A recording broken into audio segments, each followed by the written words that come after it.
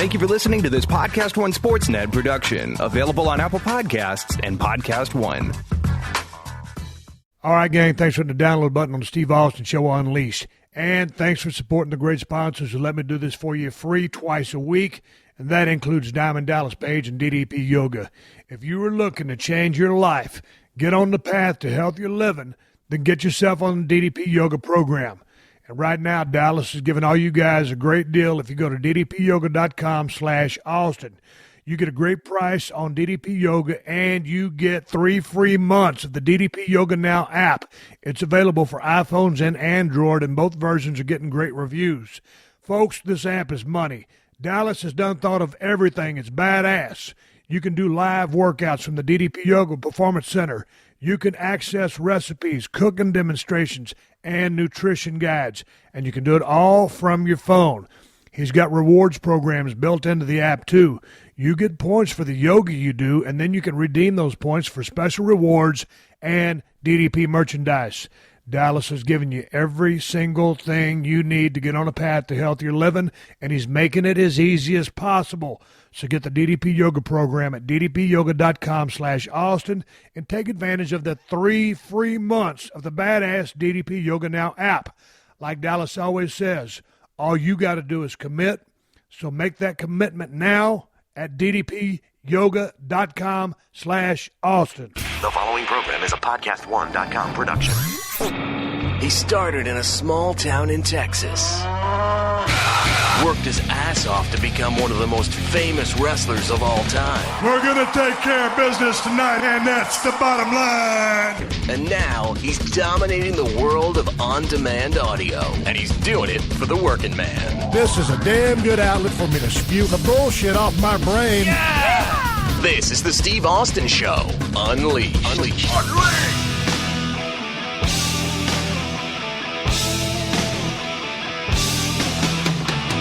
All right, everybody, welcome to the Steve Austin Show. I'm coming to you from the main streets of Los Angeles, California. Sitting here in my office at 316 Gimmick Street, looking out there in the yard.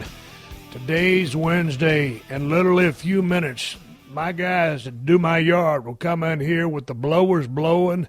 They'll crank up the weed eater, start that lawnmower, and start raising all kinds of living hell. So I figured, Steve, since you're so damn smart, allegedly, why don't you do your podcast open, close, and do all your reads before they get here and fuck all your shit up? Maybe that way, without all the commotion, discombobulation, and bullshit, this podcast might win a goddamn award. So anyway, I don't think somebody's going to win an award, but I'm doing all this stuff earlier, so you guys ain't going to put up with all that bullshit. All the only bullshit I'm putting up with is Moolah, the silver lab in here. She wants to play with her string. She wants to play with the ball. She keeps getting on my desk. I think she wants to do a podcast. Next time I do another Unleashed podcast, I might record her and have a conversation with her. But today's podcast is me talking to Enzo Amore and Big Cass. Cass down there from the NXT experience down there in Orlando, Florida. They came over to my room, and we started rolling sound about 9 a.m., like I alluded to on last Tuesday's show when I started pumping them up. Man, that's about the earliest I've ever podcasted in my life. I picked a bad day to quit amphetamines, but it was good to talk to those guys, 2 young cats with a bright future in this business.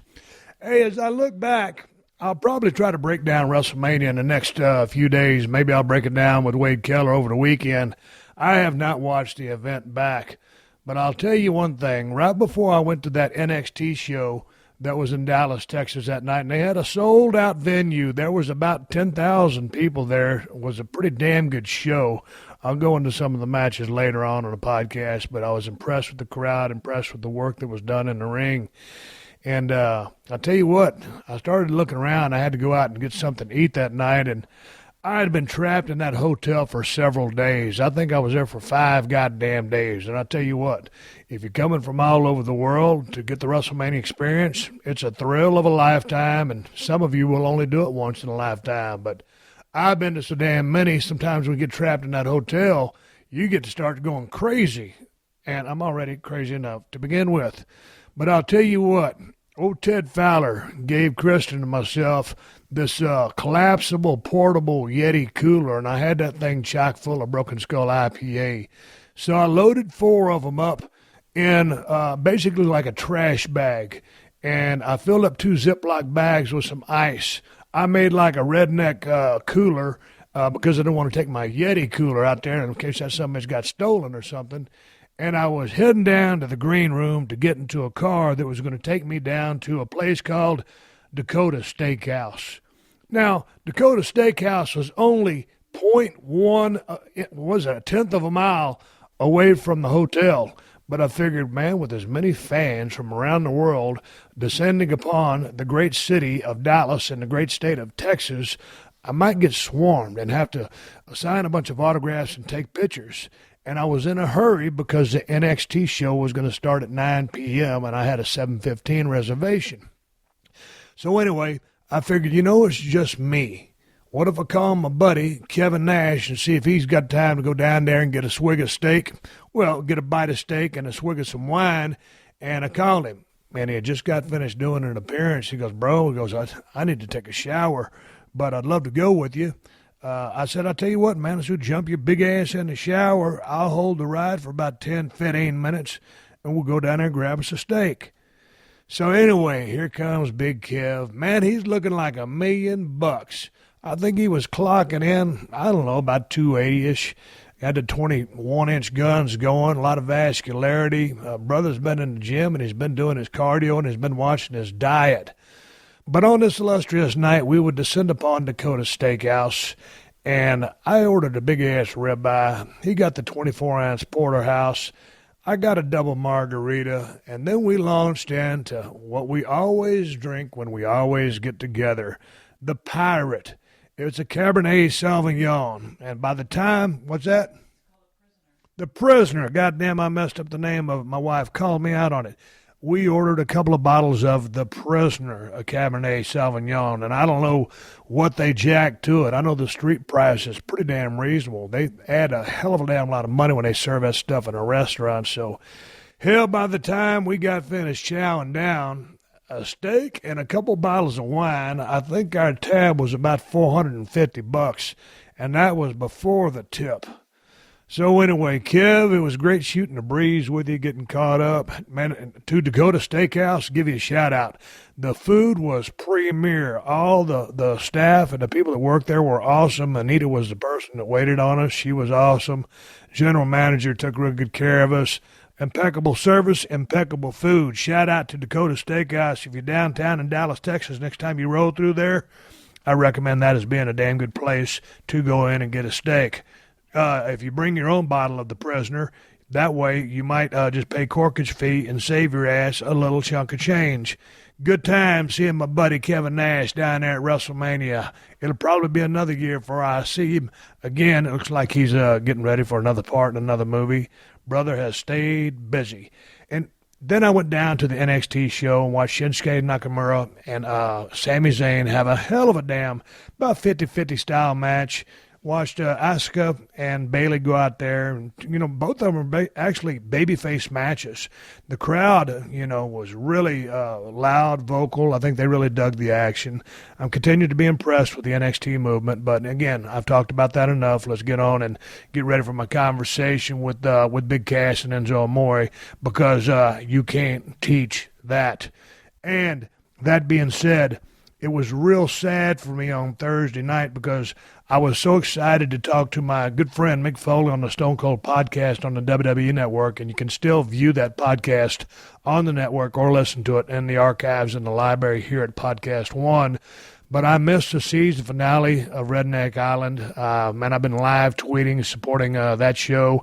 I also missed Broken Skull Challenge on Sunday as that was a travel day back to Los Angeles, California. Anyway, these shows, Redneck Island is over. We will see if they greenlight it again for another season. Broken Skull Challenge rolls on. I just got finished doing an interview with Harvey Levin and the guys over there at TMZ. If you go to TMZ.com, you can check out the interview. Sitting here at my crib at 316 Gimmick Street, and we talk about Broken Skull Challenge and about how tough that show is. It's whoop-ass TV. It's its finest. It's the toughest show on television. And proud to say that you can catch a show still every single Sunday on CMT Network at 8 and 7 Central. I've got to get on my DVR and watch what happened this past week. But anyway, hey, man, for everything Steve Austin, T-shirts, caps, beer, cold steel knives, Broken Skull IPA, go to BrokenSkullRanch.com, and that's the bottom line. You can also find them T-shirts at ProWrestlingTees.com, but enough of that bullshit. Let's get on with the program so I can get down to conversation with Enzo Amore and Big Cass from NXT. Hey, folks, golf's first major tournament starts this week, and you can play 1 week fantasy golf for free at DraftKings.com. It's as easy as everything else you're already playing at DraftKings. Just pick 6 golfers before tee-off on Thursday morning. Stay under the salary cap and then rack up points for streaks, per-hole performance, and tournament finishes. Outscore your competition and win yourself some big money. And you can play more than fantasy golf at DraftKings. You can also play fantasy MMA. And I know you people are MMA fans. It works the same way. Pick fighters, stay under the salary cap, and get points for strikes, knockdowns, takedowns, and knockouts. And then just sit back and collect your cash. Put your sports knowledge to work at DraftKings.com and get in on the winnings. Millions of sports fans are already doing that very thing. Fantasy golf contests start when the tournaments tee off, so get to DraftKings now and choose your golfers. And use my promo code STEVE to play for free. That's promo code STEVE to play for free right now at DraftKings.com. That's DraftKings.com. This ain't fantasy as usual. This is DraftKings. Steve Austin, Unleashed. Yeah, man, I tell you what, sitting here with Enzo Amore and Big Cass, and we just here shooting a breeze, telling some stories from back in the old days when I started. Dinosaurs are still roaming the earth. Hey, man, good morning, guys. I want you guys to know that this is the earliest damn podcast I've done in the history of the illustrious Steve Austin Show. Welcome to the Shizzo. Oh, hell yeah. You guys of the younger generation, you know what Shizzo means, right? And that's Carney for show. Oh, yeah. Copacetic. We're in on it, yeah. Okay. Hey, I dig you guys' entrance. Enzo, would you go ahead and introduce yourself? My name is Enzo Amore, and I am a certified G and a bona fide stud, and you can't teach that. And this right here is Big Cass, and he's sitting down, but when he stands up, he's 7 foot tall, and you can't teach that. Bada boom, realest guy in Austin's hotel room. How you doing? How you doing? You got something to add on top of that, Big Cass? Well, I just got to say, if anybody's not listening to this podcast, well, then there's only one word to describe them, and that's SAWFT. Swift. Hey, man, let me go to a little background information on you guys because, man, Enzo, I'm sitting there looking at your credentials here on Wikipedia. That's how you those credentials. Hey, as X-Pac would say, that's trade secrets. Dude, tell me about this football. Tell me about the football background you got because before you got into the business, you was a football player, Division III at Salisbury University. Yeah. Y'all were the Fighting Seagulls. I sent him a text. I said, the Seagulls? Are you ribbing me? Oh, man. Now, what's Salisbury? Salisbury, Maryland? Yep. We're out there on the eastern shore of Maryland. Okay, now how far is Salisbury from the water? Because it's got to be close if you're going to really truly represent the Seagull. Exactly. Seagulls ain't inland. Oh, man, let's just say I had too good of a time in college because I was right on the ocean. Because as soon as I saw Salisbury University, I'm thinking, man, what is there? Because we were the Edna Cowboys back in my high school days. We was the Eagles in my college days. So I'm sitting there thinking, man, don't let it be the Salisbury Steaks. Because they're going to get ate up every single Saturday. We sizzling out there, man. Linebacker and safety, what kind of speed you got? Well, you know, I wasn't. Don't lie to me. I'll tell you what. Okay, you could put me out there on the kickoff team. Yeah. With Deion Sanders, and I'm beating him down the field straight into the wedge. Right. That was my MO. So I was a decent guy. You know, I wasn't lightning out there, but on kickoff, man, I mean, I was a defensive starter, and there weren't many of us that wanted to do kickoff. Right. They knew I had this job called Bullet. So you got a 9-man kickoff. You got the kicker who kicks the ball down the field. And usually there's the flying F. Then there's this one. Nobody. There's this one schmuck called the Bullet who just runs down the field and picks a lane. Basically, I pick my victim before the play even kicks off the tee, and I would just run down there like a lunatic. And then one day I met my maker, and changed my career from there on out. But how'd you meet Jamaica? What happened? Big collision? You ever heard of a stinger in football? Oh, I had a bunch of them. Oh, yeah. I had one of them stingers that leaves you paralyzed on your right side for a few weeks. So that was it. Did you make 4 years out of it? Because you ended up getting a degree, right? Yeah. No, I missed the tail end of my junior year, and then I came back my senior year, started every game. I probably shouldn't have been playing at all. Had to change the way I played, started hitting with my left shoulder, not my right. But I wasn't backing down, you know what I mean? So I wasn't going to miss the last year that I was ever going to play ball. So, dude, what, you got a degree in journalism? Oh, yeah. What do you do with a degree in journalism? So you going to write newspapers or what? No, well, I did write for the school newspaper. I'm actually like a jack of all trades, quite a renaissance man. Well, I know you said that you used to work on the docks and stuff like that. I was a mover. All right, so you was a piano mover, though. Piano mover, baby. Yep. The piano mover, there's an art to that. Because oh, yeah. Here's the thing. They're big-ass, heavy objects, and if you can't jack them up because you've messed up all the keys, and normally it's people with money that are moving pianos. You ever notice that? Oh, yeah. Ain't no poor people got a piano. No, hell no. You know what? I just shoot big cats. Here's where I'm going to lay it out for you like this. This is the best part about moving a piano, okay? Because when you walk into the richest person's house on the block and they got a piano, suddenly – when you show up at the door, they're powerless, okay? Where the hell do you want that thing, Because I'm picking it up once, and where I put it down is where it's staying. And all of a sudden, they look at you like, who is this guy talking to me? Well, I'm the guy that came to move your friggin' piano. What kind of person did you think you hired? You know what I mean? Did you ever have an incident where you just truly jacked up a piano, dropped one? Oh, I've seen it, but I've gotten the hell out of Dodge on it. You know what I mean? We used to move pianos in New York City, and one time it was like 8 guys on a piano that was made of glass, and we were moving it for Alicia Keys. She was performing a concert. Yeah, and they jacked it. Yeah. They jacked it up to. They were going up like 70 steps, right? And they got this one guy underneath, got it on his shoulder. I'm looking at this situation. I'm playing it smart. I got a future here. I don't know about some of the guys I work with.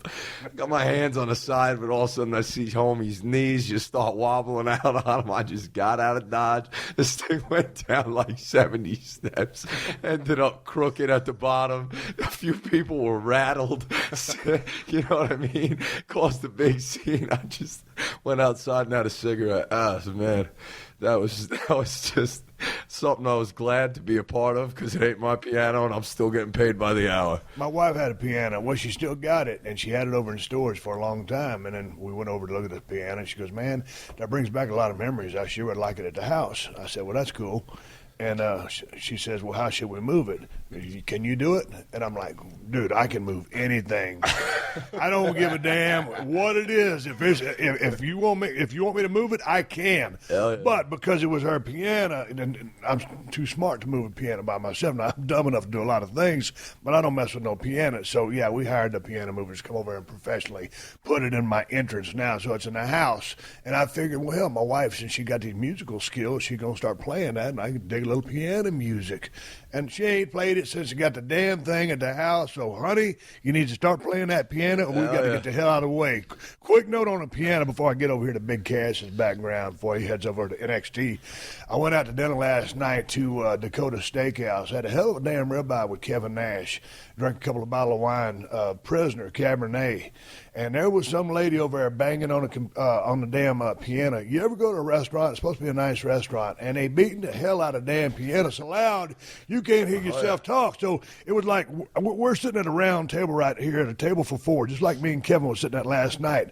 And Enzo's across from me, directly across from the table, and I can't hear. We was talking about calling high spots in the ring, and so hell, by the time it was over, me and Kevin was like this. It was like we was a couple. We had broke up, but by the time dinner was over, he was sitting damn near my lap, so I could hear what he's saying. Anyway, enough about all that BS. Big Cass, former basketball player. Yeah. And you was, what, a pre-med student? Yep, pre-med at Come NYU. on, dude. What was you going to do? Well, I was pre-med, and my whole life I said I was going to be a doctor, but deep down I just knew that I was going to be a pro wrestler because that's what I always do. Dude, there's not too many people who have 2 goals. On one hand, you want to be a doctor. On the other hand, you want to be a pro wrestler. Hell of a dichotomy. What do you do, flip a coin? No, so after my junior year of college, after taking all the sciences, which would be chemistry, organic chemistry, physics, and biology, I had to take the MCAT. And while I was, organic chemistry still gives me nightmares. But I was studying for the MCAT, which takes like 6 months of preparation. And I just remember when I was studying for the MCAT, I thought, man, my heart just ain't in this. I mean, my parents were expecting me to go to med school, so I really put my best effort into it. But while I was studying, I said, I can't do 4 more years of this. So I took the MCAT, and after going into my senior year, I knew once I'm done with college, I'm going to start wrestling. So then you're floating around. How'd you just go down to Florida and say this is the place to be, send in a tape? No, so I started looking up wrestling schools in the area, and there were a few, but then Johnny Rodz School in Brooklyn came up at Gleason's Gym on Front Street. It's right under the Manhattan Bridge. So I went over there and visited and talked with Johnny, and started the next week and started getting my training there. And what'd you shoot height? Shoot height, 6'9". Okay, dude 6'9" walks in. Johnny Rodz got to think, okay, the kid's got a look. You got the size for it. Yeah. How seriously did he take you? I mean, because a lot of people want to get in the business and they just ain't cut out for it. It's a very special breed. As you guys know, we'll get over to the NXT Performance Center. There's a bunch of damn studs over there, athletic specimens. Yeah. So there's not anybody can make it in this business. But obviously, you got some size and a good looking kid. So does Johnny Rodz see, hey, this kid might have some potential? I think he did, because from the second I walked in, he paired me up with a guy that had been there a long time. Bad Billy Walker. He was their cowboy, and on their shows, he was the main event guy. And so he. What are you laughing about, Enzo? Because my name was Cowboy Big Billy Young, because I was his nephew, Bad Billy Walker. So he immediately saw that potential in me, and he put me with his top heel. Yeah. And I started training with him and being pretty much his heater. So he immediately saw something and said, okay, we got to get this kid, not fast track, but let's start throwing him in the mix a little bit right away. Straight from Queens? Where you from, Queens? Cowboy from Queens. Cowboy Bill. I was from Lubbock, Texas. That's where I was booked from. Yeah, and I had to put on a fake accent and stuff like that. Give me a Texas accent. Oh, yeah. This is brutal. He's in total Queens mode right now. Yeah. Hey, tell me a little bit about the Johnny Rodz School, because he trained a lot of good guys. Yeah. So what was training like over there? How consistent was it? Because back in my day in the Dallas Sports Tournament with Chris Adams, it was 1 day a week, and it was after the Saturday morning television tape, and there's about 30 cats in the class. And so ring time, as you can imagine, was pretty minimal, other than the tumbling drills, learning how to take a flat back, and then every now and then a little bit of chain wrestling, and then you was out the door. So what was it? Was it 5 days a week? What was it? Johnny Rodz School is pretty much, once you pay your tuition fee, you're a member for life. And what it cost you? $3,000. That's a good investment. Yeah, of course. And it's 4 days a week. You're not obligated to be there any of those days. And Johnny looks at who's coming in and who's working. And those are the guys that start making his shows. So if you're there, once every month, or you're just showing up 1 day a week, and that week happens to be the week of a show, he sees right through that. And he appreciates the guys that are coming in, 3 or 4 days a week, and he knows everyone's schedules to pay for wrestling school. They're working jobs, plenty of jobs, so he goes with the guys that are in there busting their ass. I mentioned the tumbling drills and learn how to take a flat back from my school days. The same at Johnny Rodz, because you got to learn how to start bumping. Yeah. A lot of guys don't like the mat. All of a sudden, you're a basketball player, you're 6'9", long guys. Kinesiology and physiology works a little bit different when you're taking on those bumps. Did the mats bother you? Did the bumps bother you? Yeah. So when I first, it might have taken me like 2 weeks to even start bumping, and when I finally did, Johnny was there with another guy, Roger, that was at the school, and they just had me bump over and over and over until I finally got down a proper bump. But as you know, when you first start bumping and you're not taking proper bumps, everything's getting rattled inside, and you're just That's hurting the key. all over. Yeah, you start getting rattled. If you don't get the basis, you don't get the foundation, dude, you ain't going to last long, because sometimes on those long tours, when things start getting sloppy, then you'll start, we used to go to UK for about 7 days, and we go right to Germany or vice versa. And some of those two-week tours, we were partying pretty hard back then, and so about 10 days in, the guys start getting a little sloppy, and that's when the injuries start. Yep. So you got to learn how to take a bump. Now, snap back, flat back, yeah. Enzo, tell me about, so you're training over there with Joe DeFranco. Yeah. And I know a lot about Joe just from what I've read about him. I know he's a premier strength coach, and he works a lot with Triple H. But you over there training, he just moved to Austin, but he was in Jersey, correct? Yeah, he's got a facility. He partnered with On It out in Austin. I know Taker. One of my sponsors. Yeah, Taker's over there. Taker's, I've never been over there, but he's the only person I've actually talked to about it, and he says it's awesome. It's an amazing training facility over there. But tell me about Joe DeFranco. How'd you hook up with him in Jersey? Because was that getting you ready to go to Salisbury Seagulls? No, well, actually. Hey, respect to the Seagulls. Yes, respect. I'm cheering for him in the 17. Coach Wood, Coach DeSpennett, over there at Salisbury, shout out. But actually, my first year of college football, I played at Springfield College, where John Cena played college football. Yeah. And they told me that I had to leave because I was too awesome.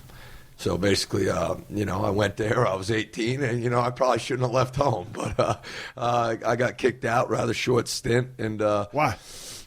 I'd rather not say, but was you raising hell? Get down to brass tacks. I was out there raising hell, all sorts of it, and having a time of my life. I was just doing my time, basically doing my time. You have never, ever in your life met someone who can cut corners like I can. I got you. I absolutely mastered. Okay, I have a degree in writing and journalism. Yep. I have literally never read a book in my entire life. Come on. Not one book. Not one. I always say, you keep reading them books, I'll keep writing them. All right? I've written 1,000 pages. I have 1,000 pages worth of promos that is in print that I have physically on me at all times. I am a writer, but I will never read a book. It's just not in the cards for me. I can't sit down and do it. I got too much creativity going on in my mind. I say to myself, if I'm going to sit here and read this, why wouldn't I write something that can make me money rather than read it? Yeah, but you get learnings from reading books. Now, on the reading end of it, man, I said... You can't teach me nothing, Steve. You can't teach that. There's a reason why he says that. You can't teach it. I always tell people I have a hard time reading books. I never went to a doctor and say, hey, man, I can't focus. I can't do this. I just self-diagnosed myself as ADD. Oh, 100%. Man, I sit there. I'm reading a book right over there. Oh, yeah. I did a lifetime of, standing on my head in detention. Oh, really? Oh, yeah. Dude, I'm reading a book right now. It's called Unbeatable Mind. I'm on page 80, and I've been reading the book for a while. I was in bed the other night. My wife, I was reading my book, and she goes, what page are you on? I said, 80. She said, 80? You've been reading that book for almost a month.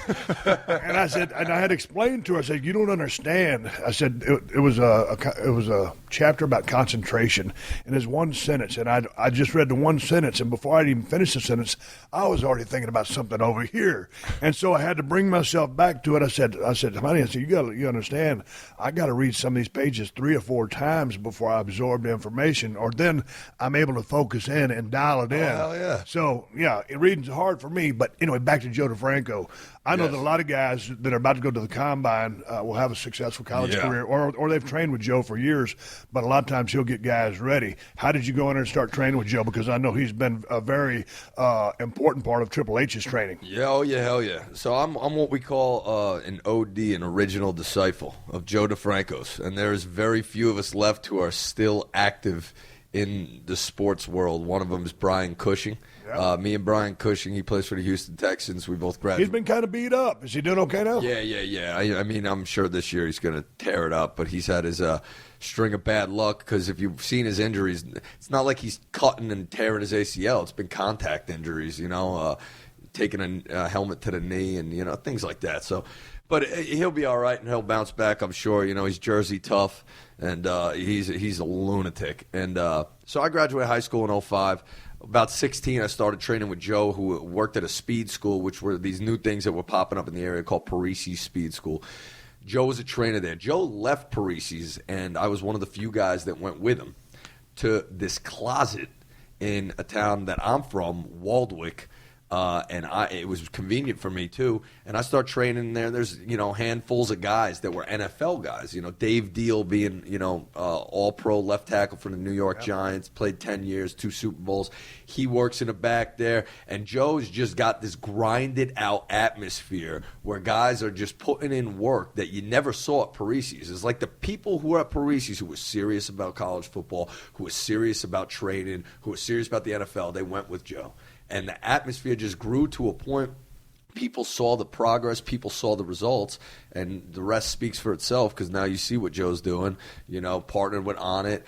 giant training facilities, you know, a list of NFL athletes who have either come to his facility, went into the NFL undrafted, outstanding numbers at combines, preparation, and just tearing people's heads off. And I was a part of that atmosphere. I played college football. I knew I wasn't going to make it in college football, but the whole time I was at Joe DeFranco's, I became known as EA all day.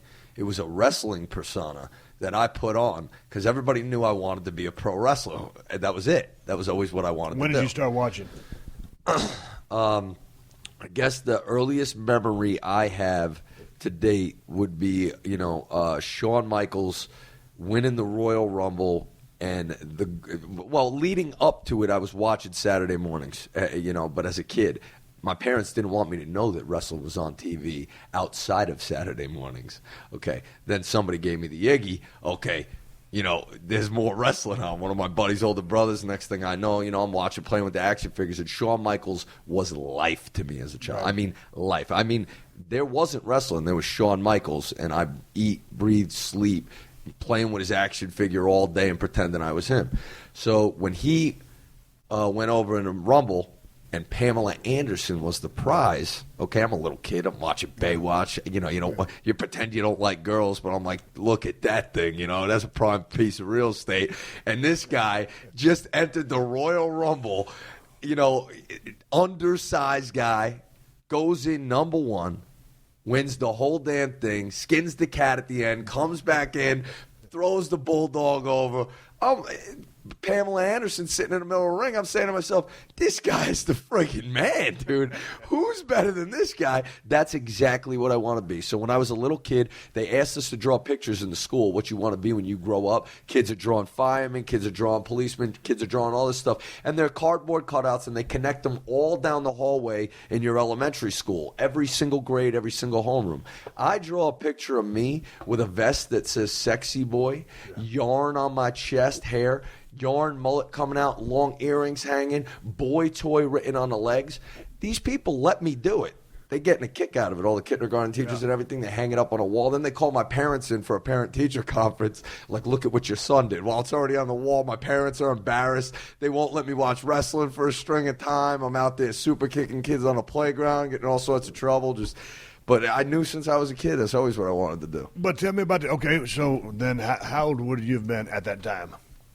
What? 95 when he won against after going in number about one. 7 years old. Okay, then fast forward 8 years, because when you guys are both 15, y'all are playing hoops in the lots or the basketball courts of where? Because how far were you guys apart? How'd you guys just come upon each other? Because y'all been friends for a long ass time. Well, we met. The thing is, we met. We didn't know each other personally. We met. We remembered each other. When he saw me again at I had my tryout at FCW at the time in October of 2011. He recognized me because of video of me playing high school football against Victor Cruz. I did like this little promo, and I slammed Victor Cruz, a German suplex on the field, and I was talking smack, and he saw it on Barstool Sports because it was the week of Super Bowl, and it went viral. So he recognized me on my tryout, but I had no prior wrestling experience. Then we got to shoot in the breeze and realized that we had met each other playing hoops in New York City. At the Cage downtown. It's on West 4th Street. On 6th Avenue in New York City.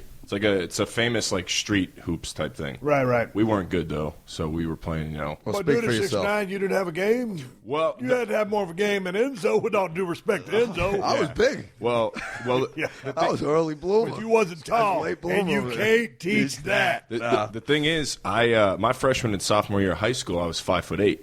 I was a real late bloomer.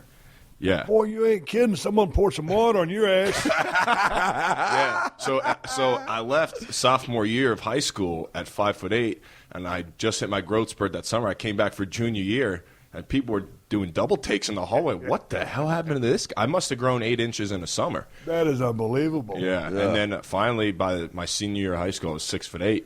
So I grew an entire foot from my stint at college. So when I was playing ball when I was younger, I was one of the smaller guys. So we got a Shawn Michaels fanatic over here. When did you start watching the business?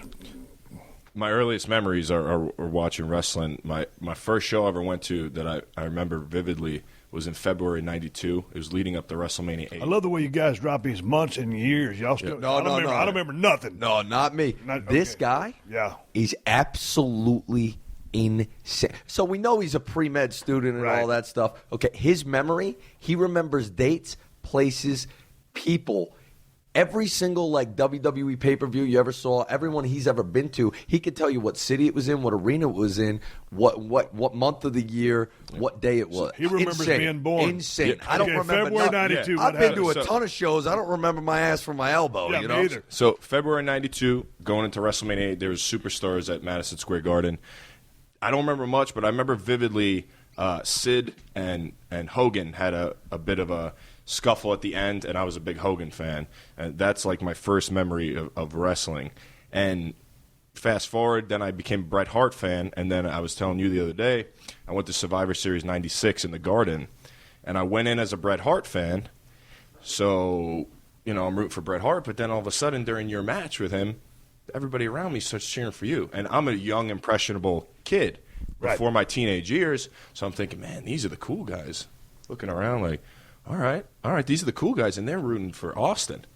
So that night, I switched from Bret Hart to Stone Cold Steve Austin, and ever since then, I was Stone Cold Steve Austin guy. Oh, yeah. It's interesting. What was your impressions of Bret Hart, Enzo? Because I was on YouTube last night, just like I was telling you guys. I was just sitting here, and I thought I'd do some research on you guys, but then all of a sudden I start researching, and I start getting some interviews of other guys talking about Bret Hart's work. Bret Hart is a very good friend of mine, and he's one of the best workers to me in the history of the business. And there was a couple of guys kind of calling him out, saying, hey, man, he was just kind of one speed or one-dimensional, and I'm like, wrestling is purely subjective. What you see as far as in-ring, you can interpret it any way you want. What you hear as far as music, it's subjective. Dude, when I look at Bret Hart, I mean, he was kind of a mentor to me, but just a guy that I had some great matches with and turned into to be a hell of a friend with. I thought the dude was phenomenal in the ring. And I can appreciate the fact that, I was entertaining back, when you kind of made the switch over to me. But, I mean, your thoughts, Enzo, if you're a Shawn Michaels guy, Shawn Michaels versus Bret, I mean, would you not agree that they're both hellacious wrestlers? Oh, two of the best that ever did it. Hands Correct. down. 100%. Because if you didn't say that, I was going to throw you through this damn window. No. And we own the 8th story right here. You can take the window, you can take the stairs. I'm messing with you. Yeah. I mean, as a kid, I rooted for Bret Hart, and all you ever wanted to do as a kid was be in the front row and get a pair of his glasses. When he came ringside, taking them off and putting them on kids' heads. And he looked cool. And beyond that, as a child, you know what I mean. You don't know what you're watching. You know what I mean. So I like the realism of Bret's matches. That's one of the things that always intrigued me. He laid out a hell of a story, and it was just the realism. And man, I always wanted to believe. Like when I bought in, I was 7 or 8 when I first started watching wrestling down in South Texas, Houston wrestling, and it was Dusty Rhodes of all people, bleeding like a stuck pig in the middle of the ring, smoke-filled arena, Sam Houston Coliseum. I remember it like it was yesterday. All the stuff I forgot, I do remember that.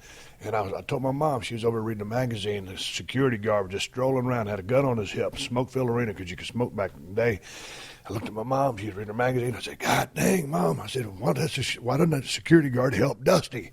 She just rolled her eyes and, went back to reading her magazine. Dude, I bought in. Even, throughout my my later years when I had my first match, I wasn't really even smartened up, but I was such a fan of the business, and once I was in the ring, every single thing I did or said, I believed to be real. Yeah. So, so growing up as a kid, obviously, like Bret Hart, was in love with Shawn Michaels. So when they started feuding, obviously I didn't like Bret Hart anymore. And then you came along and you ended Shawn's career. So I wasn't, I was the biggest Steve Austin fan ever. Cut the 316 promo, Jake Roberts, loved it. You went and took out Shawn for a while, and I was like, oh, man.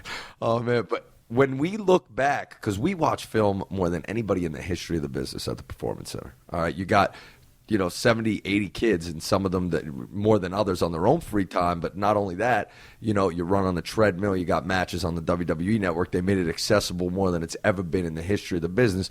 So, we are tag team wrestlers. I go back, I watch Bret Hart, I watch the Bulldogs, I watch the Rockers. We watch a lot of that stuff, you know what I mean? And you learn to appreciate people's work more now than you ever would have as a child. You know what I'm saying? In terms of the realism, a lot of Bret's work, it seemed more like a fight than a dance. Yes, right. Exactly. It seemed like what he was doing in there, it seemed to me as a viewer, he believed what he was doing was real. And Yes. to me, that makes me think that it's real. Uh-huh. It didn't seem like a choreographed dance. It seemed like just a fight.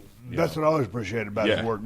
Hey, man, we've all had those times when you need a little extra money, and I've got a really easy way you can make some extra money. Drive with Uber. I know you guys know all about Uber, and I know most of you have the Uber app on your smartphones already. But did you know that Uber and the Uber app can help you make extra money driving your own car?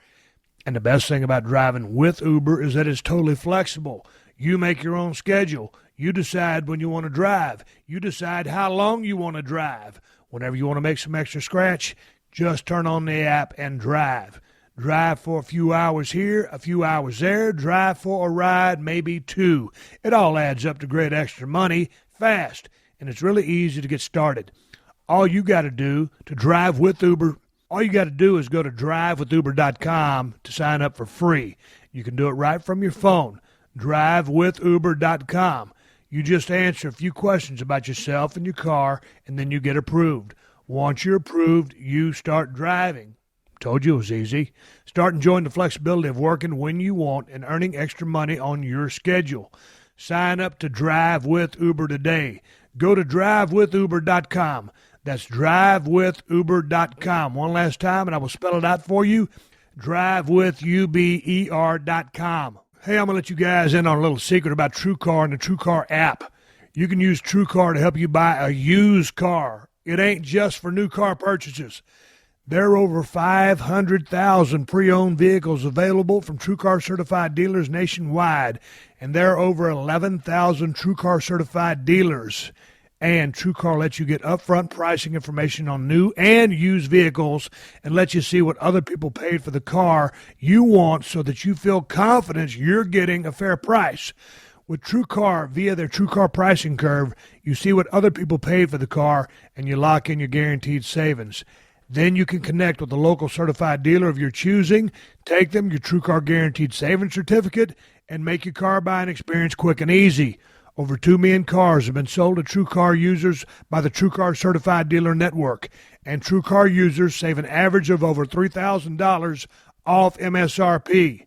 So when you're ready to buy a new or used car, visit TrueCar.com or download the TrueCar app to enjoy a better car buying experience. Some features not available in all states. Let's go over to the NXT Performance Center because I've been meaning to get down there forever. Haven't made it down there yet, but you guys talking about all these matches you're able to watch. And obviously, pretty much Vince owns the library for everything. And so, man, I go back to some of my favorite stuff to watch. If I was doing cardio in my garage, is a lot of, Arn and Ole down there in NWA when finally turned to WCW. Arn and Tully, rock and roll, Midnights, Freebirds are very instrumental. Michael P.S. Hayes is a showman and a mouthpiece and just a vicious worker when it came down time to get the heat. And I'm glad he's going into Hall of Fame this Saturday, tonight as we speak, because it's long overdue. Or any of those tag teams, I mean, and dude, you're damn near 7-footer, you're 6'9". Any of the teams I just named able to influence you in any way, shape, or form, just because they're so much smaller than you? But as far as Anderson's cutting off the ring, teamwork with Midnight and rock and roll, stuff like that. Because I can't stand to see two superstars get thrown together and they're a tag team because they said it's a tag match, but they're not operating as a team. It's really 4 guys out there working a single, call it a tag. Yeah, so right now we were in the midst of a rivalry with Dash and Dawson. Like those guys. Yeah. And they do exactly what you were just talking about, just kind of body part and tag team wrestling. They're not just a throw-together tag team. They're boys, and they go in there, and they're not there to get pops. They're in there to just work a body part, get the sympathy on the baby face, so when that hot tag comes, it's hot. Instead of just, throwing. And you got to work for it. Of course, yeah. That's basically what he's saying is when you look at the landscape of recent tag team wrestling, you go up and down the line and you watch this stuff, okay? That generation, Arn, Tully, those guys, NWA, some of the best tag team wrestling in the history of tag team wrestling, okay? As students of the game at the Performance Center, we understand that right now, you're talking about their name is the Revival, right? Dash and Dawson. Well, in its entirety, NXT, there's a revival. in tag team wrestling, because we go out there and we want to put on the best tag team match that we can. It is not about, getting your shit in. It's not about the pops. It's about isolating the babyface, keeping them in your half of the ring. It's about building to the hot tag, not so much about the shine. The most important thing in that match is that people understand Enzo's in trouble, and he's got to get to Big Cass, and he's got to make that tag. And when we do, we want the roof to blow off. You know what I mean? So what we're doing is building towards a tag. It's more about the hope spots. It's more about getting closer to that tag than it is about getting your shit in on the front end and shining up the babyface. Because, let's face it, just in particular, me and Cass, we come to the ring, we got to shine on the microphone. Right. You know what I mean? But there's other guys, and the way that, our heels, Blake and Murphy, Dash and Dawson, and then our babyfaces, Jordan and Gable, me and Big Cass, and then the vaudevillains who have, been heel, been babyfaces. We just try to isolate the babyface, build to this tag, and it makes for such a different match on the card than it would if you just had two singles competitors going out there, getting their shit in, doing things that don't make sense, getting put up on the top rope, hitting a drop kick and a double down, things of that nature. We want to build to the tag. To me, it seemed like you guys, for the most part, I went to the NXT show last night here in Dallas, Texas. I enjoyed it. I was out there hanging with the sound guys in that little booth, so I got the chance to watch it and feel it live. But to me, my approach has always been, whether I was single or in a tag with Flying Brian way back in the day, it was all about pretty much what you just said. It was about making the whole match good. And that includes shining the baby up and getting some shit in, but it's not like all of your trademark stuff. You ain't going to get every single thing you do in on every single match. It just don't happen like that. So the story's told, grind down the heat, he's fighting for the tag. Man, if you can manipulate that referee a little bit for a false tag and have him out of position and let you guys do that too much anymore, that's kind of a lost art. But going back to my original thoughts, it's all about putting the work in and building the damn thing, because sometimes if you'll watch, and currently, or you could see it back in the day, guys are out there trying so hard, they're playing to the crowd before it's time to play to the crowd. Work organically, keep the focus within that squared circle. The crowd will come if you're building what they want to see, and then that's going to lead to that explosion. But if you start egging them on like this from the get-go and begging them to come, you want them to come later. Yeah. You don't always have to do something to pop the crowd. You need to do something to hook the crowd. Uh-huh. Yeah. They need to be invested in what's going on. Correct. And especially in our tag matches, our advantage on the card is we have the hot tag. No other match, there's other tag team matches, but as a tag team match, that's your immediate advantage walking into the building against every other match, the hot tag. So the most important part of the match, in our opinion, is the heat. You got to build to that tag, so it's not just a tag; it's a hot tag. But the heat has to be severe enough or enough that warrants you want the babyface to make the damn tag. And you know what I hate is when you got 8, you go out on TV, or you got 10, you got 12, and you see the babyface shining up. To me, the most important thing is that we get a good heat, because a good heat leads to that hot tag. And one thing about me is, you'll see me selling. All right.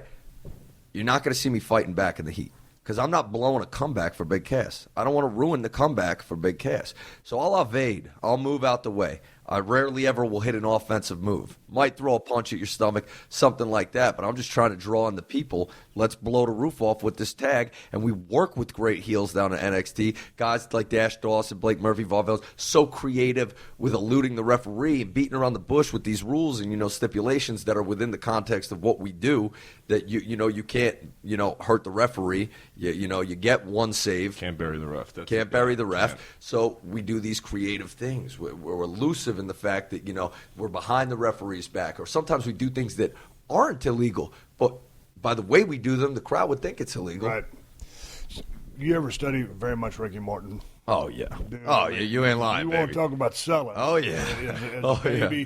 Keeping himself alive, and he would fight back, and that's the thing that I really loved about what the Rock and Roll did. Now, Robert was a little bit of a bigger guy, but not a big guy. And Ricky was certainly a smaller guy. But the thing about it is, he never worked cruiserweight style. He always got his shit in. I mean, he's going to punch you. Now, finally, he'd go if he's working with Ole. He'd end up going to the beak. He'd use that nose of Ole's, and that would kind of be his Achilles tendon. But he just had that fire, and he would keep himself alive. Yeah. It was always about getting Robert that tag. Hell but yeah. You just stay alive, and then, of course, Arn would come in there and light him up with a gigantic hope spot, and then go back down. And boy, by the time they started working that leg, and maybe he'd pull that tape off and get some color. Man, the people were just coming unglued for that hot tag. The hottest hot and tag. So that's in the when history of shit's the good. business. But I want to talk to you about, because you said, Big Cass, very, very important. You said you want people invested in that match. And so part of the investment in you guys' match is the fact, and I just caught I guess it was when the tag match from a month ago when you worked with Revival. Yep. Yeah. See, and that's the one that opened my eyes, because I knew you guys were around, and I didn't understand what the soft was. We were talking about this the other day backstage, SAWFT, and we'll get to that. But part of the things that I liked about you guys as soon as you came down, it's been so long since I saw you, I was like, you started off, you got the stick in your hand, and you start talking about a bonafide G and a certified stud, or I'm getting it backwards. You can't teach that. This is Big Cash, 750. You can't teach that. And I was like, okay, I get it. There's some character development here. This ain't just a guy with the blonde gimmick hair and he's got the black scruffy goatee and then Big Cash with tall drink of water. You can't teach that. I said, okay, I dig it. And I put a smile on my face, because character development. It's just not a guy that's 5'10", 200, and a guy that's 6'9", 270. They got a gimmick. And so I was able to relate to you. How important do you think that is? Because obviously you're into it, because that's a big part of who you are. You're the mouthpiece, or a big part of the thing is you're the mouthpiece. Yeah, it's funny is because like you were saying with Bret Hart, and how to him it looked like it was a fight, as you were saying, Cass. It looked real to him, and you could tell when you watch it, right? Well, to me, the same goes for most of the greats in the history of our business and people that you watch, and to me, I remember when I debuted here at NXT, I thought to myself, this is my only chance, this is my last chance, and this is everything I've ever wanted in my entire life. And I felt like grabbing my you-know-what, sticking my middle finger in the air when I walked through that curtain. Because in my mind, I was like, you're not taking food off my mom and dad's plate. I'm about to get this money. You know what I mean? And when I went through the curtain, I said something that to me was real. I said, everybody's a G till a G shows up. Everybody's real till a real situation shows up. Everybody's a G till a G walks in a room. Bada boom, realest guy in the room, right?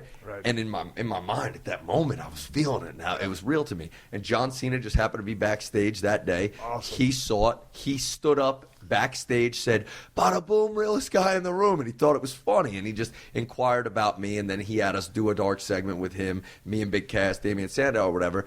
And so we hit it off from there, and we were on NXT. But to us, as stick guys and guys coming out at that time, I had 4 matches under my belt. I was thrown into the fire by Dusty. They wanted a guy to go job out and get a little heat. Yeah. And Dusty said, put a damn microphone in his hand. All right, and there was people in that meeting room who said he's not ready yet. And he looked at him like, what the hell does he have to be ready for? He's going to get squashed, And and then Pretty good point. Yeah. So then after that, Cena calls us into the ring, and I call Damian Sandow SAWFT soft. Cena asks, wait, what does that mean? And I said, soft? And then Cena repeats it. What is he, soft? And all of a sudden, the whole crowd starts saying it. And after that day, they just repeated it with us every single time. But the fans never saw that. So the first time the fans ever see me and Big Cass on TV and we spell out soft, and an entire arena says it with us, and you're at home. 600 people. Yeah, 600 people. But you're at home and you're watching this in England or something, and you go, wait, what? Why did the crowd just repeat everything he just said? Because they've never seen us or heard us say it, but we did these dark segments in that intimate setting down there in NXT. And to us, me and Big Cass, it was like, this is real. This is the opportunity of a lifetime. This is what we were born to do, is just talk this, schmack. Yeah, but all it is, I mean, you guys both from East Coast, hey, man, turn it up. I don't see anything you're doing. You're being a louder version of what you are sitting here at this table with me, which is exactly what Stone Cold was, a louder version turned up. I mean, I didn't have to act to be that guy. I just turned up. Yeah. And so when you can do that, I mean, when it's real and you guys are the realest guys in the room and it's a shoot, it works. So tell me about you do this video, and Joe DeFranco is training Triple H. He shows him the video, so Triple H says, "Hey, come down to the Performance Center." How's that story go? So Joe DeFranco saw me. You know, I got done playing college football. I was moving pianos, and I was training, and I was looking for a wrestling school, but as I told you, in life and in you know all things, I cut every corner there ever is, by all means. Like I told you, I debuted with 4 matches under my belt. Had no business being out there, but they fed me to the wolves. Back then, I cut corners because I wanted to go to a wrestling school, right? By chance, by some divine intervention, by a miracle of God, Joe comes to me one day and says, "Hey, you ever heard of this guy, Paul Levesque?" My jaw nearly hit the ground. So, excuse me? Wait, what? He's like, yeah, he left a message on my phone. He wants me to train him. And I remember chills flew down my spine. And I was like, Joe, do you know who that is? And, you know, like had to show him and tell him about it. And, you know, Joe gets to train in Triple H but doesn't really know much about the business or who he's training. To Joe, it's a client. Right. And he's going to treat him like a client, and he's a pro. You know what I mean? So they ended up establishing a rapport, and I watched it happen for about a year. And in that year, I caught all the footage I could on camera of me training at the Francos. And Joe knew it in the back of his mind, like, what is this kid up to, you know? So you had this plan, though? Oh, yeah. Okay. So then finally, I got the footage together. I thought it was sufficient. I handed it to Joe. I DJ'd Joe's wedding. You know what I mean? I was a DJ, too. My father's a DJ. I come from a family of DJs and entertainers. And I said, Joe, I'm going to give you this. All I'm asking is that you show it to Triple H, okay? Just show it to him. I'm not asking for anything more. He showed it to Hunter. Next thing I know, like a week later, Hunter calls me on my cell phone. Joe gives him my number. And Hunter goes, hey, we're going to give you a tryout, you know, out in FCW. Explains it to me. I knew what it was because I did my research and everything, and I knew who the trainers were. And I was like, oh my God, okay. And I was like, Joe, I got to go find a wrestling school and just at least get in the ring, take a bump before I go down there. Because, I mean, I'm a big fan of wrestling and the business, but I've never been in the business, and I don't know my ass from my elbow. And he says, you know, we're gonna give you a tryout. So I go down there, and Triple H's advice was, don't go to a wrestling school. Don't do anything until you get there, and don't fuck this up. That was all he said. But basically, he probably didn't want you to pick up any bad habits that they were going to have to retrain. That was it. Yeah. Exactly. Don't pick up any bad habits. Go down there. They're not going to judge you because you never did it before. They're just going to give you a chance to figure out how to do it within a week. You know what I mean? So you get down there, how's it go? Well, God bless Norman Smiley. To this day, I still work with that man. I went down there. I had my tryout at the time. Dr. Tom Pritchard was the head coach. Me and Tom used to ride down the roads together in Nashville, Tennessee, not making any money. Yeah. So how did that? Big Cass will give you more, you know, of that. But I only met him in that instance that week. But Norman Smiley worked me around. You know, he's a wizard. Outstanding. Moved me all over the place. Made me look like I knew what I was doing. Got me in the ring. I had a little like tackle drop down leapfrog practice match spot. Yeah. And, you know, then what really boiled down to is I don't know how to wrestle. How's the promo? I cut a promo. Dusty Rhodes pulls me aside when it's done, brings me in the room by himself, you know, tells me, hey, you got a lot of potential, kid, you know, blah, blah, blah, blah, blah. He's like, I'm going to put in the word, but, you know, that it ain't just me. You know, I don't know how your ass did in the ring this week, so that ain't the be-all, end-all. Now, Big Cass started off over at Johnny Rodz. Here you go down to the academy, or whatever you want to call it. How long did it take you to pick this up? Oof, it wasn't easy, and it shouldn't be easy for anybody. You know, this, like you said. It is for some people. It wasn't for me. Yeah. Hitting the ropes, taking bumps, all that stuff, natural. Right. The psychology. So you're athlete. Yeah. If you're going to run down and on a football squad and be that guy. You show me how to do a headlock takeover. I did a headlock takeover. You know what I mean? But the psychology of what we do, understanding, not rushing, being fast as an athlete your whole life, taught to go full speed, and learning how to slow down. Yeah, well, there's time to go fast, but I mean, the biggest mistake a rookie makes when they're green is to go fast and rush. Oh, yeah. And there's time in the match when there is a sense of urgency, as in going for that tag, and then certainly the comeback. And if it's Big Cass making the comeback, it's not necessarily bing, bing, bing, bing, bing, bing, bing. It's the intensity of it, and it can ramp up. Yeah. So you were down there already when Enzo shows up? I was down there for almost a year when he came down for his tryout. And Enzo, I mean, look at this guy. He walks in the door and immediately everyone's like, F this guy. Like, who the heck is this guy? Heat. Yeah. So I don't know how he did. Was it heat, or was it just like, hey, man, this guy's a little extroverted, could we say? I mean, he's cocky, confident. loud, brash. No, dude, I mean, you're a nice guy. I met you in the elevator the other day. You know, you're not an asshole. You have a presence. Yeah, but you took me by surprise. I mean, I tried to explain to Cass. I think the words that came out of my mouth when I looked up, because I was looking down at my phone. The doors swing open on the elevator, and it was crazy. I'm on the back of the bus today. I mean, I've met Hogan. I've met everybody since I've been here. And I said to Aiden and Cass, I was like, man, the only guy that I haven't met yet is Stone Cold. And that's the guy I want to meet the most. And I'm sitting there on the elevator looking at my phone. I don't even look up when the door's open. I hear, is that Enzo? I pop my head up, and I think I said, like, get the out of here. I couldn't believe it.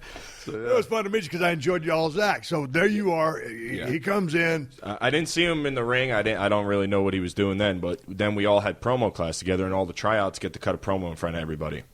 And I had seen a promo he cut on Barstool Sports earlier, so I know he had the gift of gab. But I just sat down, and it was in the back of the room, and he cut his promo. And I remember after he was done, I had a huge smile on my face. I said, man, I hope they sign this guy, because this guy's going to be money one day, and I'd love to be with him. So finally I saw his name on the list when he got signed. They put a list up who's going to be training in what classes the next week, and his shoot name came up. I said, oh, they signed him. The second he came in, we went to the Yankee game that day. I immediately said, because it's not – I know what it was like for me when I first got there. It's not easy to find friends, right? Especially being this guy. Why is it not easy to find friends down there? Because it's so damn competitive. Well, those were also different times. The business has changed down there. Okay. Very, very competitive, and FCW, small warehouse. Everybody's got their crew that they ride with, and you know, you just gonna clicked up. Yeah, you're gonna start riding the shows alone because you don't have friends. But so I know how that was hard for me. So when he came in, and especially being like he is, he might rub a few people the wrong way. I took him under my wing, I guess, so to say. But like. I just befriended him. We went to the Yankee game that first day. And, tell him where we ended up sitting, though. Yeah, we ended up sitting right behind the dugout because well, I looked around and I said, this ain't Yankee Stadium, bro. I see 3 security guards. Our seats are up in the nosebleed, and I don't sit in nosebleeds. Yeah. We walk straight down at our elbows on the dugout. Derek Jeter's walking out there. A-Rod reaching out. How you doing? Because the Yankee Stadium, those security guards will snipe. Oh, yeah. They'll snipe you all day. You'll walk down, and you'll have someone tap you on the, excuse me, sir, can I see your ticket? Oh, and then you know the gig's up. Time to go back up to nosebleed. Yeah, we made it through 7 innings in that front row. So y'all go to the baseball game. You hit it off. I mean, did you go back and say, hey, we were brainstorming while I was at the baseball game, jacking the good seats, and we'd like to be a tag team? Or did they see you guys as a unit? How did that come to be? They actually tried. Well, I'm not going to say who, but they tried to keep us apart for a long time. For a while. I don't know. I had a ton of heat. Yeah. Oh, boy, did I ever. And literally for the right reasons and for the wrong reasons. I'm just who I am. But at the same time, How close are you with Michael Hayes? Because I get a lot of Michael Hayes out of you. Michael's good to me, and I think I'm a huge he busts my balls. Yeah. He busts my balls. Yeah, well, to me, you kind of cut from a similar cloth. Now he's the Southern version. You're the Jersey version of that area. But I sense a lot of PS characteristics in you. That's a compliment, man. I'll take that. Like you couldn't. I can't tell you how much. You guys could be a Hall of Famer tonight, and the Freebirds to me. I going back and watch. So that's the biggest compliment maybe anybody's ever paid me, and I'm hearing it from Stone Cold. So No, Michael Hayes is the man, and he cuts a hell of a promo to this day. I mean, he gives us those pep talks at NXT before we go through the curtain, and when we close out a show, and he sends chills up and down people's spine to this day. Dude, back in the days, it was 86, 87, because I was still playing football in North Texas State, and man, I had no money. You didn't get no money in college. You know the drill. So I'd drive down, I'd rustle up a couple of bucks, man. We'd go in there and drink beer, throw shit at the wrestlers. Man, you wait for that main event for the Freebirds to come on and take on the Von Erichs, and you have to understand, I mean, a lot of people just don't get how over the Von Erichs were in Texas at that time. And then all of a sudden, the Freebirds had come in, and they were friends of the Von Erichs. And then when they switched heel, you talk about heat. I'm talking about shoot heat. But I was already digging the bad guys. I mean, it's kind of one of those things where you love the Von Erichs, but you also hated the Freebirds, but you loved the Freebirds because they were so entertaining. And here comes Mike with that long blonde hair. Bad Street was going on, or they might have been come down to Leonard Skinner song at that time. But he had that long rebel flag robe, that red secret robe, and he got on that second turnbuckle and started gyrating his hips. I was like, the match ain't even started, but that was worth the $10 ticket that I paid just to watch this bitch come to the ring. That's how entertaining it was. So I'm glad they're going into the Hall of Fame tonight because it's well-deserved, and they were so influential, and they played a big part. I didn't really mimic my style after them, but they were just as far as the foundation and what they made me feel was very important. Did you guys... When you just wanted to be in the business because you were there, potentially you could have a hell of a damn career as a single. You guys are thriving right now as a tag. Now, certainly you could thrive as a single too, but right now the tag is here. How long do you want to stay a tag? Could you do this for your whole career? Yeah. Tag. I mean, sometimes tags. In NXT, the tag division is great. In WWE, on the main roster, in my opinion, this is me speaking, they break up teams and they do this, that, and move the parts around. But how long do you guys want to be a tag team? As long as the company allows it. Yeah, as long as we're selling T-shirts and action figures, and as long as the company. We're just getting started, so I it's hard to look down the road that far because you never know how this thing pans out. You know what I mean? So when it gets stale, eventually it's going to be time to be like, okay. But for now, we're just enjoying the ride. And hey, there's obviously been tag teams that have made a career as tag teams. So you look at the landscape. Real quick, one thing. Special on the Von Erichs on the WWE Network. Yep. To anybody out there who's listening, the Sportatorium, the Freebirds, the whole story. If you haven't seen it, make sure you watch it. How comfortable are you right now, Enzo, with your time in the ring now going into a match? 100% confidence? Well, Cass can attest to it, and it's very strange because, I don't know what it is about me, and this isn't me like putting myself over, but I don't get nervous in life. I come through the curtain. But before I'm in Gorilla, I've never been. And when I'm in Gorilla, I've never been more alive in my life. And when I go through that curtain, I'm just fucking. I feel like I'm on fire. That's me. Yeah, I remember specifically in London at Takeover and in Toronto at Roadblock. Man, we're about to go into Gorilla, and I'm sitting there. Obviously, the nerves go away once we go through the curtain. But man, I'm sitting there and I'm so nervous, like mouth starting to get dry, cotton mouth, like drinking so much water. I'm like, dude, I'm so nervous and. All the time, he says to me, "What the hell are you nervous about, man? It's just, what are you doing? Why are you getting so nervous?" And you could attest to it, dude. I get so worked up before we get into Gorilla, and then obviously I'm freaking out. And then once the music hits, I'm perfect. We're just we're very different. But because Enzo has this deep confidence, did that rub off on you? Because here's the thing: when I was with Brian Pillman. We didn't get a whole lot of chances on the stick. When we did, man, we were riding down the road. Brian was reading vocabulary books, trying to increase his vocabulary. Brian was a very smart guy. All of a sudden, man, we get on the stick, and I'm like listening to him. I'm thinking, well, what am I going to say to, try to top that or even be in the same ballpark with? So Brian, to me, he was instrumental in the development of my promo. Does Enzo do that for you to a degree as a performer or make you feel more at ease as you keep getting more confident? Yeah, he definitely helped me when we started out together because, when I started at FC, I was very, very bad, horrible. And he came along and then they made us a tag team, and now I'm going out there in front of crowds and I'm feeling way more loose because he's doing most of the talking and, it definitely. He also had a lot more experience in the ring than I did, and he's saying he's bad, but he really, you know what I mean? No, he was really, really. No, but at the time when we started wrestling on TV, I had 4 matches under my belt. You probably had maybe 100 or something like that. But you know, he had more experience in the ring, so he definitely helped me loosen up, and definitely I'm way more confident going through the curtain. Yeah, and you got to be loose out there, man, because, you know, it's funny, man, when I got in WCW, I'd already been in USWA for a couple of years, a year and a half, whatever, and I made WCW. It was like, I was a pretty good mechanic in the ring, but, man, I was thinking, I would be out there, and I was like, I never cracked a smile because I didn't know you could be, you know, I thought everything was so serious. It was like death. Hey, man, this is a task at hand. I've got to have a good match. Dude, when you loosen up and just go with it and let it out, and don't worry about making a mistake. And when you're having fun, that crowd's having fun. And I'm not talking about just laughing and joking and I'm just talking about, you're working that crowd. That crowd wants to be worked. Go out there and do your shit and work them and just have fun. And that's when you loosen up and you fly by the seat of your pants and have fun like that. To me, that's one of the keys that a lot of guys never get. They're too uptight. They're too focused on not screwing up. Yeah. Hey, shit happens. Yeah, just go out there and have fun. The Hunter story, you could tell it. The story Hunter told us about, Ricky Steamboat. Then I got 3 things and. Yeah, we got to get you guys to an appearance. Yeah.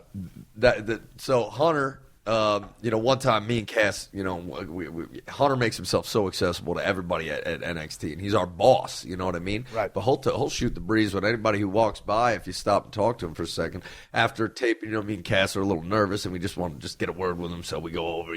Hunter, we just want to ask you got some advice, there's things you want to see us do. Da da da da da. And at the time, we're cutting promos and we're getting good reactions and stuff like that. But our work wasn't the best yet, and I'm confident as I've ever been in my work. I mean, I'll go in the ring and I'll work on the fly with anybody, who wants to call it to me. I'll just playing, but I'm saying, Big Cass and I go up to him and he says to us, "Let me explain something to you. When I was, Thunder Rising out in WCW, and I went terrorizing. I'm so sorry, terrorizing out in WCW, and I'm watching, stunning Steve Austin and Ricky Steamboat having some of the greatest matches I've ever seen in my life in arenas with 1,000, 2,000, 3,000 people. Then fast forward 5, 10 years later, and I'm working Austin in front of sold-out crowds, thousands upon thousands upon thousands of people watching millions on TV. And I say, "Steve, what do you want to do tonight?" And he says, "I got 3 things. Figure out where to put them." Yeah, and that was his analogy for telling us, like, hey, you guys find what you do. You know what I mean? You don't need to do a lot. Don't worry about the in-ring work. It'll come, and you'll find your niche, and you just do what you do, and be confident in it. And it was like kind of like a moment of realization where me and Cass were like, man, that was the coolest damn story I ever heard, but that was good stuff. A little bit more older school, and the business moves faster these days. So I mean, it's cool if you could go out there. I'm holding my hand wide open. If you have a fishbone of events and you could, kind of freelance the rest of it, that's cool. Sometimes the A to Z thing, that's a little much for me because I can't be me. But the business moves faster. You guys are better athletes than us. The football is sped up, baseball is sped up, pro wrestling, sports entertainment has sped up. Last question before we get you guys out of here. Appreciate you guys coming over. I was live at the NXT show last night. There's the NXT movement to me is real. It's the same crowd to a degree, but it's a whole different crowd to a larger degree than the WWE crowd that shows up on Monday Night Raw. Would you agree or disagree with that? Agree. It's 100%. Definitely a different. I feel a vibe, and there was some energy there. I mean, it's weird because sometimes the crowd comes in at the most random moments, and they're going back and forth between, say like Sammy and Shinsuke last night, and a couple of matches they would just go back and forth. Well, between Asuka and Bayley, they would go back and forth. I mean, and it was weird because at the end of the day, if that crowd has left and they've had a great time, they got their money's worth. But sometimes when you're out there and you're working a match and you're getting that middle or just back and forth feedback, it's kind of like, man, we're in the heat here. I need you to start, cheering for this damn babyface that we're beating the hell out of. Yeah. The Fight Forever chair. Yeah. I never heard that in my life. I never. That's the first time I heard it last night. Yeah, These guys are laid out, right? Doubled down, beat the piss out of each other. And I said to myself, I don't know if Shinsuke knows what the hell they're saying right now, but I know Sammy is laying there asking himself, I've never heard this chant before. Yeah. Fight forever. I pray that one day in my career I get that deep in a cell, dripping sweat, red in the face, laying there, and I hear that chant. It's unreal. Are you guys going to be a part of the show on We got Sunday? TV tapings today. Okay. For NXT, and I think we'll be involved in that for sure. We got access tomorrow. Our coach, Matt Bloom at the Performance Center, creates an atmosphere where guys want to work for that guy, dude. Right. I mean, Matt Bloom, I'm sure you went down the road at some point or another. The boys want to make sure that they do him proud. Right. You know what I mean? Right. And we all go out there trying to put on for Hunter, too, who's our boss who gave us this opportunity, because we started at FCW, 10 fans, 20 fans. Now you just saw it last night. 10,000 people. It was so clean Roof out. getting blown off the place. Yeah. And me and Big Cass have had an opportunity to be a part of that from the get-go, really. Yeah. And to watch the growth of this NXT product, to see a guy like Matt Bloom come in, take control of the Performance Center, and to see this product that's evolving on TV, and Hunter and all the things that he, said that he wanted to do that we all heard. And you never want to say your boss is blowing, gas, but then to see it happen, it's been unreal. Goddamn, I was going to say this last question, but back to the grind or back to the training camp at NXT. What's the process now? You guys are a couple year veterans. I heard word on the street. I mean, y'all constantly in the ring. Y'all got booths you can walk into and cut promos. Last night, man, a lot of these guys are big dudes. Made me look like a shrimp. Y'all got some premier athletes in there. Now, whether they turn into anything remains to be seen. Obviously, they're in the world-class facility. Triple H has gone on record. He expects a lot out of everybody because he's giving you the best of everything to learn. But for you guys right now, with where you are in your careers in that organization, what's the daily process for you? If you guys aren't on the road, they're at the school training, going through drills, you working matches, what? So for us right now where we're at, we'll come in and we lift. After our lift, we'll shower up and then we'll watch tape with Terry Taylor, or we'll get in the ring with Terry Taylor, and we just go over, very detailed things because we got the basics down, bumping, headlock takeover, stuff like that, and we'll just go over some very detailed things specific to each character, to each guy who's in his class, and his class is the elite class, which would be the guys that are on top at NXT and perhaps maybe going up to the main roster sooner than everybody else. So our process now is, weightlifting, shower, grab some food, and then watch tape or get in the ring. And then, of course, some nights we have promos, and then if you choose to do so, you can get in the confessional, the mirror. That's our promo room with the camera. You film your promo, and then you can watch it right back on the computer screens outside. And right now, that's Monday, Tuesday, Wednesday, and then Thursday, Friday, Saturday. The schedule is usually, for us, weightlifting in the morning, go home, pack your lunch, and go to the show because we work in Make Thursday, the next Friday, town. Yeah, go to the then town. you got yoga in the morning on Friday. Sometimes yoga. Yeah, they got a Who's yoga doing the yoga instructor. class? Well, I don't know what name because But my point is, y'all digging the yoga because I hear so many good things about it, and from just even breathing. I was talking to a Navy SEAL the other day who was talking to me about the importance of breathing, and because when my buddy DDP would always talk to me about breathing, I'm like, hey dude, I'm 50 years old. I ain't ran out of breath yet. I'm still here, but it's a different kind of breathing. Has the yoga been beneficial from a healing standpoint, or what? To be honest with you, No, don't lie to me. Well, I don't do the damn yoga. Okay, I'm just probably should be. Be. But they have the yogas optional on Friday because they try to take care of the boys and everybody. They want everybody to feel good, down the line. Yeah. And so they invested in this over the past few months with this yoga instructor. She comes in on Friday. I'm usually in there icing my hips, icing my neck and everything.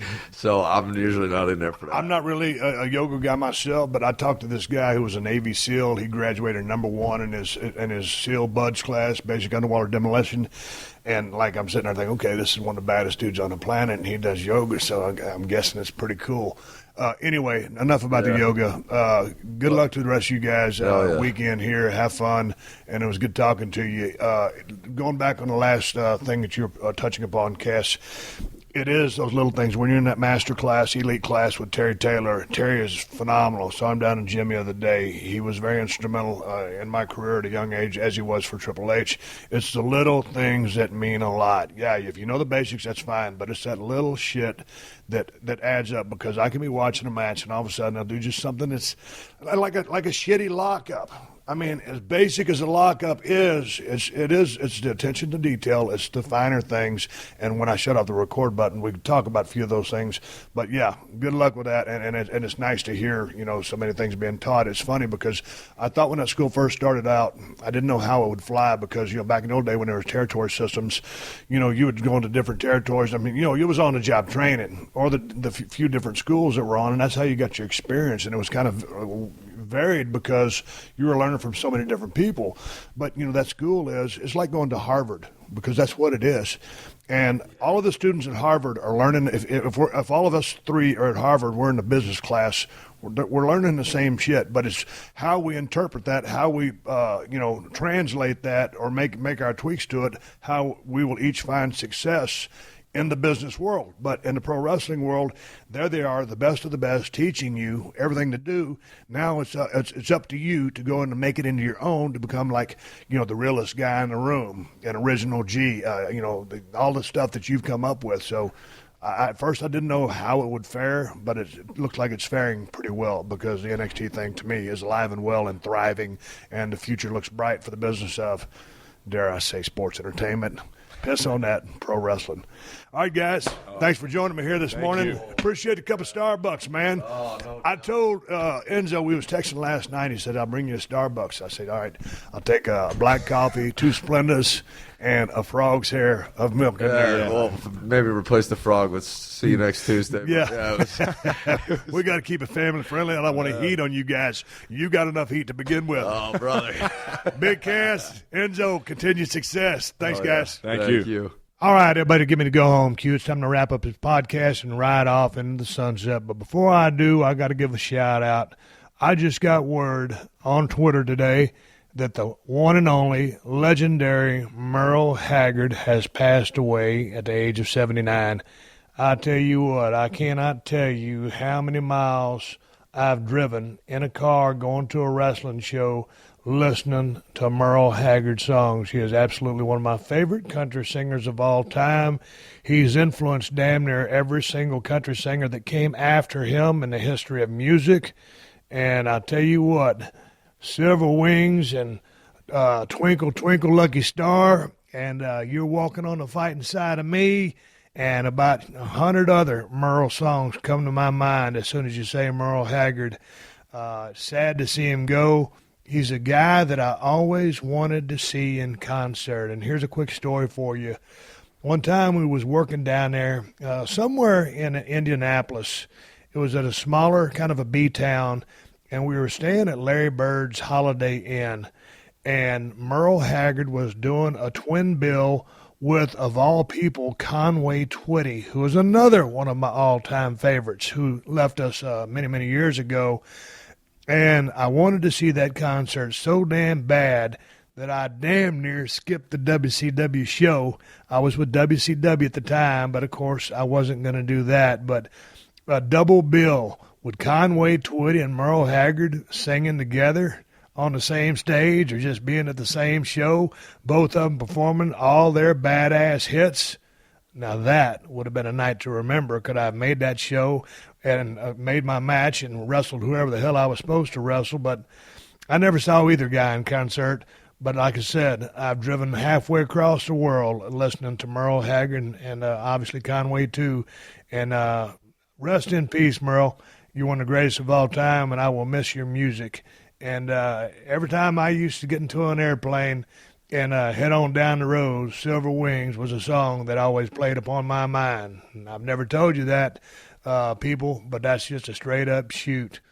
I got on YouTube, and I just typed in Merle Haggard Silver Wings. It's about 2 minutes and 39 seconds. And you can see Merle play live on YouTube, but give you something to watch. Just type in Merle Haggard and listen to one of your favorite songs. Swig a beer to one of the all-time country music legends. Sad to see him go. He influenced and inspired many, many people. Rest in peace, Merle. Hey, folks, congratulations to the Redneck Island Season 5 winners, Riley Green and Becky Andrews. They outbattled all the other rednecks to take home that $100,000 cash prize. It was a great season. Had a lot of fun with my co-host, Melissa Rycroft, out there in my cabin on Lake Hartwell, on my Kawasaki jet ski, riding around, out there getting lost, the fastest jet ski on the planet. And keep watching Broken Skull Challenge on CMT every single Saturday, 8, 7 Central. It's the toughest damn show on TV, bar none. Make no bones about it. It is what it is, and it's all about coming out there and proving you are a badass. Hey, man, check out Broken Skull IPA at El Segundo Brewing Company, 140 Main Street here in El Segundo in California. You can find it at Whole Foods Total Wines.